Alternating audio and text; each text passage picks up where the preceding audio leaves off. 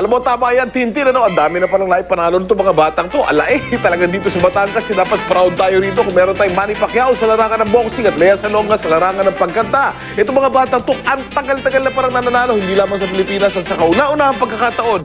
Panalo sila sa World Robot Olympiad sa Nanning, China. Di ba, 4 na beses na sila sumali, pero ito, sa kauna-unahang pagkakataon, panalo sila at nanalo sila over 30 other countries sa buong mundo. Ngayong umaga, makakausap natin ang kanilang coach at ikukwento sa atin kung ano ang pakiramdam at kung ano ang talagang nangyari doon sa Nanning, China, kung saan sumali sila at nanalo nga sila.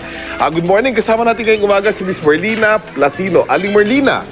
Kita Merlina, ano ang pakiramdam ng maging world champion itong mga bata natin? Ano po, Kuya Kim, sobrang saya po kami kasi unexpected po na manalo po talaga kami sa World Robotics Olympiad.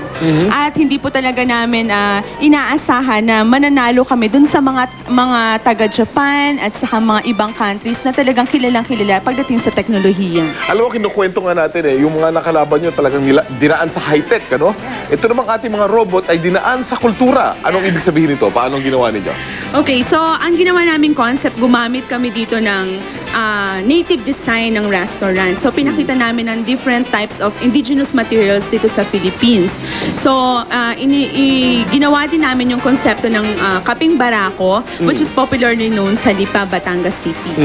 Yung kape barako, bali yung mga robot na ginawa natin, dinesign para magtimpla ng kape barako, no? Yes, sir. At ang setup ng mga robot ay nasa isang restaurant sila. At pagpasok mo dun sa restaurant, yung mga robot, meron tumutugtog ng tambol. Yeah. Tapos meron mga waiter, meron mga waitress, tapos meron nagsisilbi at nagtitimpla ng kape.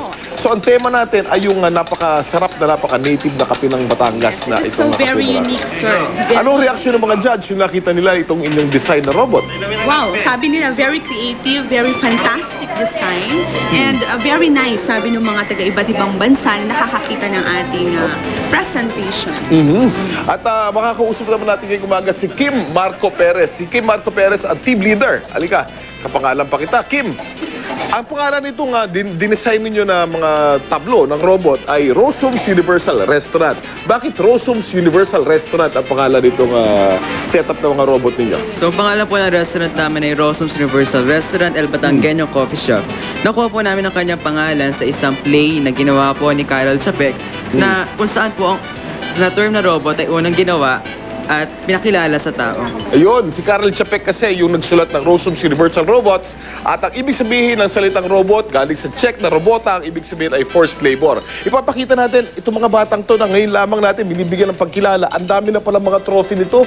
Kita niyo itong mga trophy yan, ito yung napanalo nila at ngayong umaga kasama rin nila ang kanilang mga fans. Ang mga chikiting natin ngayong umaga dito sa Tanawan, Batangas.